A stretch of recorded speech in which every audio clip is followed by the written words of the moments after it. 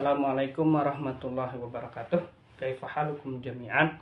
Mudah-mudahan kita dalam keadaan sehat walafiat ya. Insyaallah dalam pertemuan kali ini kita akan melanjutkan pembelajaran bahasa Arab. Iftahu kitabakum, silahkan dibuka kitabnya kalian. Kitab Al-Lughah Al-Arabiyah, yaitu kitab bahasa Arab. Fil babis salis, pada bab yang ketiga, Anil Imamil Bukhari, tentang Imam Al-Bukhari. Di sana ada kalimat mufradat, kita baca dulu sedikit. Baladun, buldan. Itu baladun jamaknya buldan, negeri. Rawin jamaknya ruwat. Perawi, imamun jamaknya a'immah, imam atau pemimpin. Hawala sekitar, siroh perjalanan. Ilmu tabi'ah, IPA, ar-riyadiyat, matematika. Mu'allifat, itu jamak ya, kerangka atau karangan atau susunan.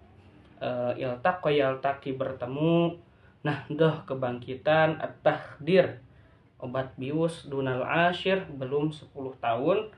Kemudian ada khobro, al-jiroha operasi. Khobro, pengalaman. Huddida, diancam. Bahsun, jamak buhus, jamaknya buhus, yaitu penelitian. Itu sedikit mufradatnya. Kita lanjut kepada al-istima'. Ini nih, Al-Imamul Bukhari. Ini tentang Al-Imam Al-Bukhari. Siapakah beliau? Huwa Abu Abdillah ibnu Muhammad ibni Ismail ibni Ibrahim ibni Mughirah. Beliau adalah Abu Abdillah Muhammad bin Ibrahim bin Ismail bin Ibrahim bin Mughirah.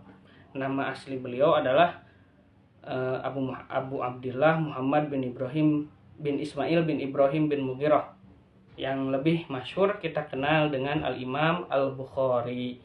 Wulida sanah, beliau dilahirkan pada tahun 194 Hijrah.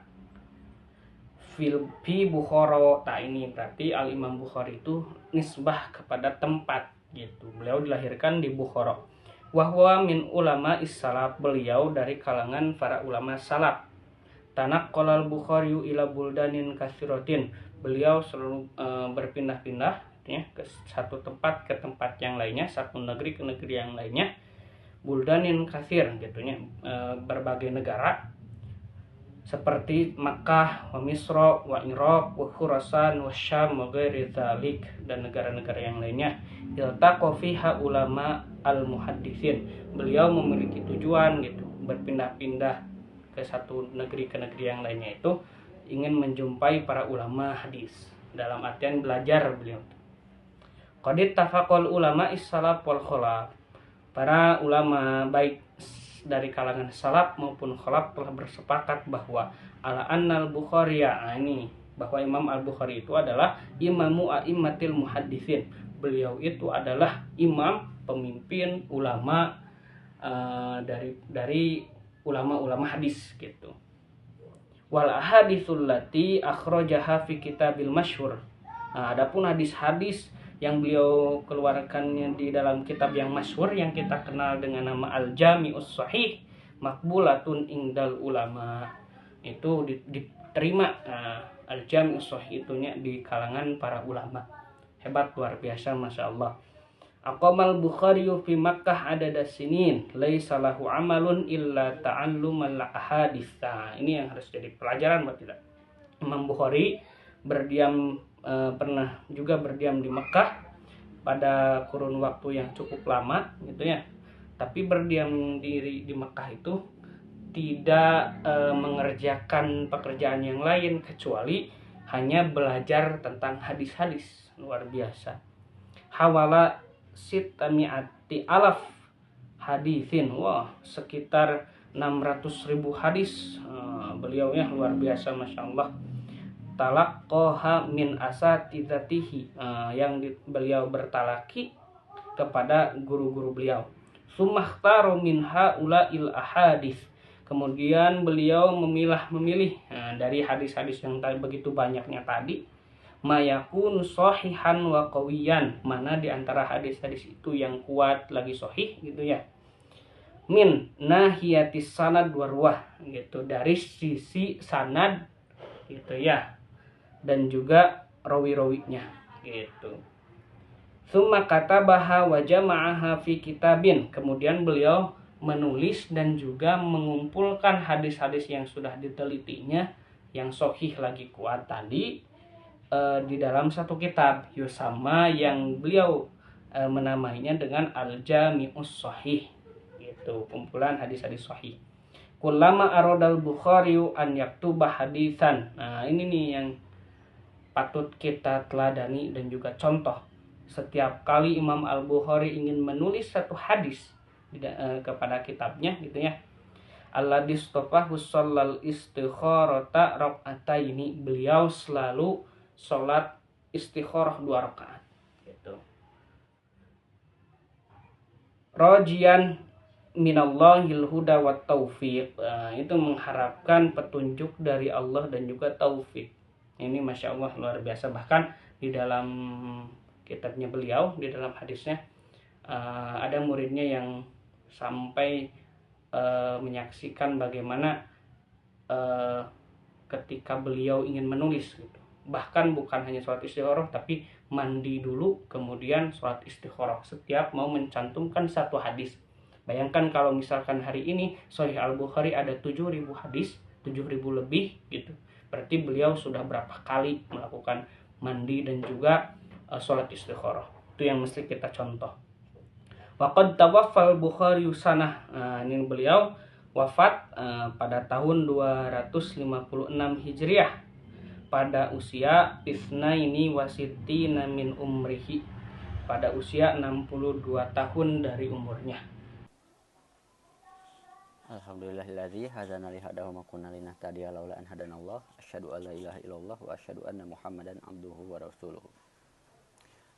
Baik anak-anak, kali ini Bapak akan mengajarkan tentang pelajaran bahasa Arab, yaitu tentang tarkib.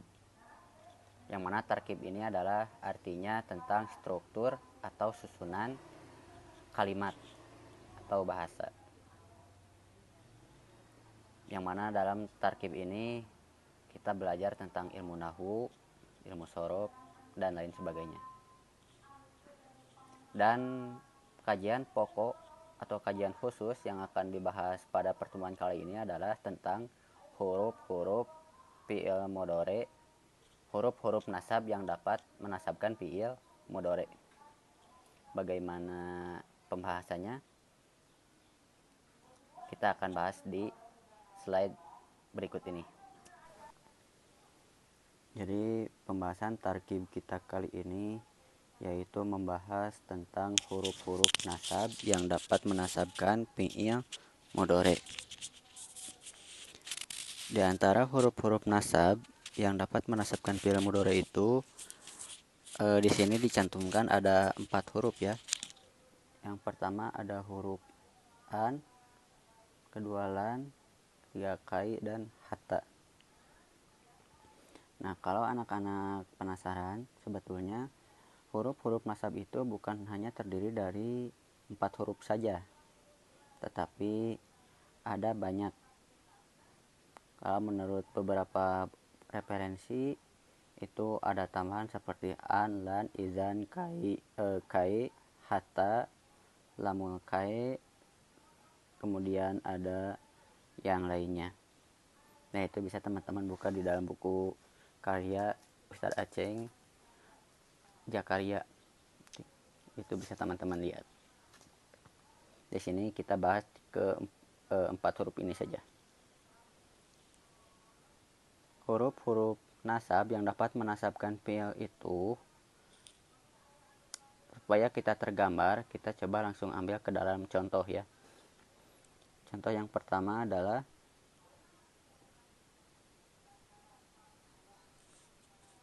yuridu Umaru an yatafaqqada ahwalal muslimin.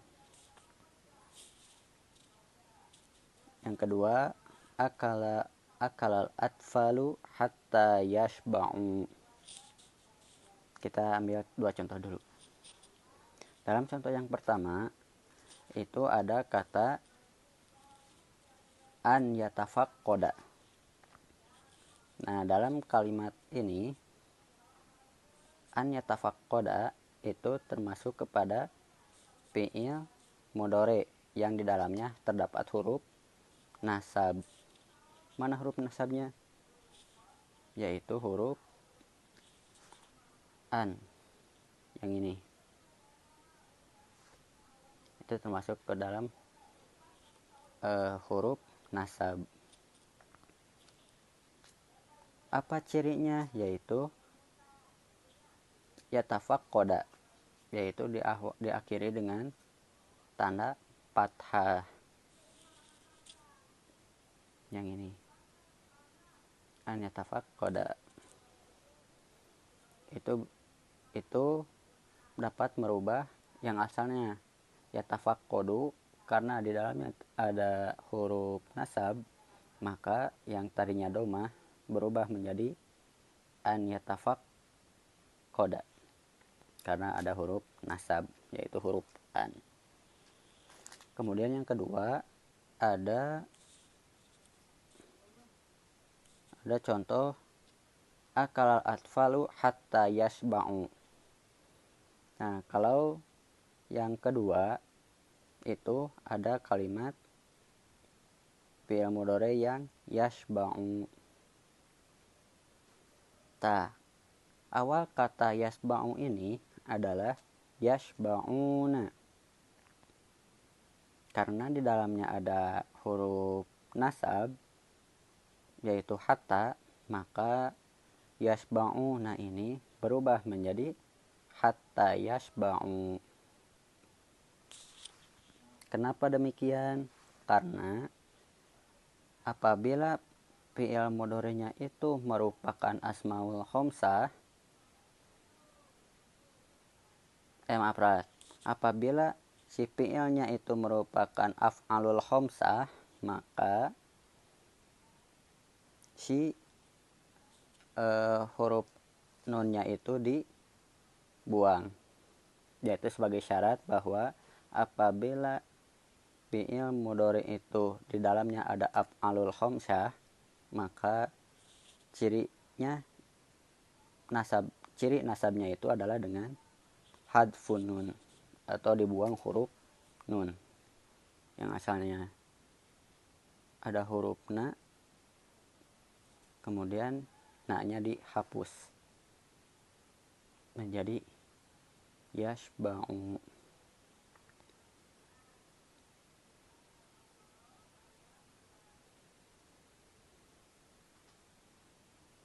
Kita coba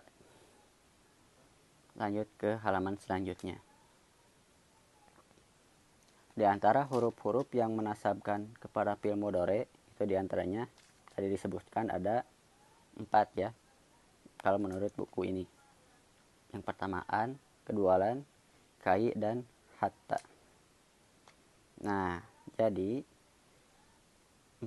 ketika ada 4 huruf ini atau huruf-huruf nasab masuk kepada fi'il mudhari, maka si fi'il mudhari'nya itu berubah menjadi mansub.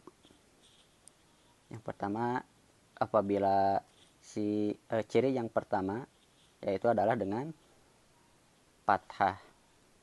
Ini ciri yang pertama yaitu dengan fathah.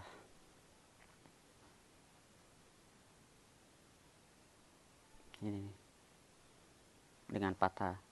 Apa syaratnya? Syarat apabila fi'il mudhari itu ciri mansubnya, ciri nasabnya yaitu dengan fathah, apabila si fi'il mudhari'nya itu tidak bersambung dengan af'alul khamsah atau fi'il yang 5, maka cirinya yaitu dengan fathah, seperti contoh di bawah ini.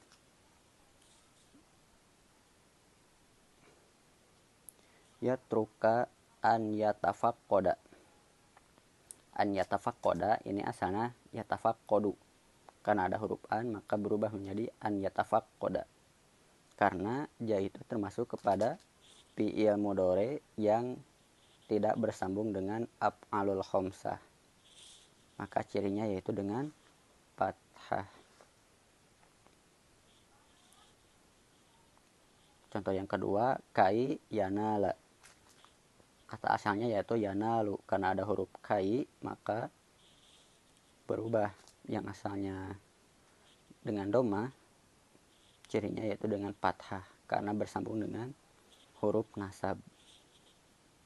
Kemudian ciri yang kedua, yaitu membuang huruf nun.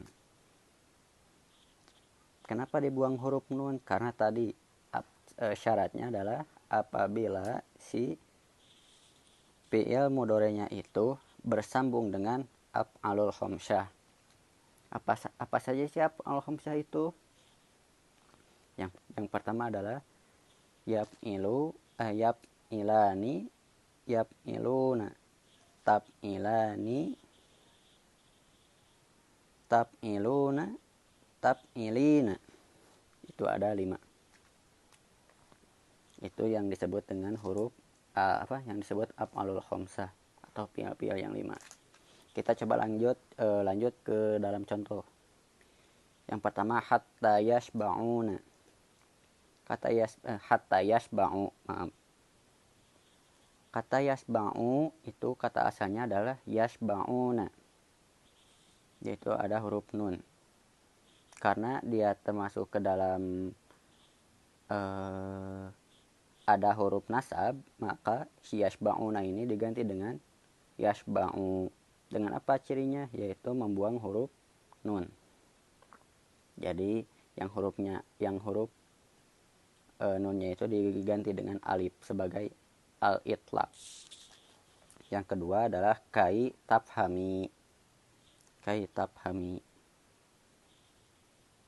Yang ini juga sama, kata asalnya yaitu tafhamina. Karena ada huruf nasab kai, maka tafhami ini menjadi ciri atas dibuangnya huruf nun karena menjadi fi'il mudhari yang mansub. Begitu juga dengan nomor 3 dan nomor 4. Itu barangkali yang dapat Bapak ajarkan. Mudah-mudahan bisa dicerna dengan baik dan mudah dipahami. Terima kasih atas perhatiannya. Assalamualaikum warahmatullahi wabarakatuh.